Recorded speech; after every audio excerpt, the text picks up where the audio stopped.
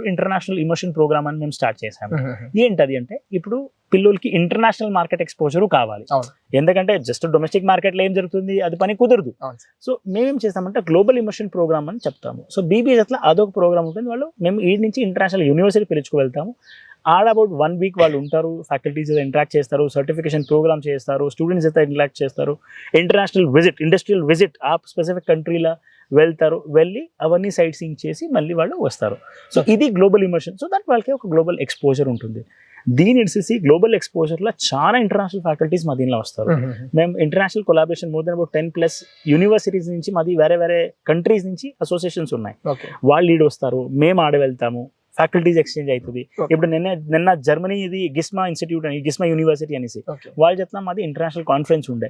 So students attend చేశారు. So అప్పుడు ఏమవుతుందంటే ఒక ఇంటర్నేషనల్ ఫ్లేవర్ వాళ్ళకి వస్తుంది.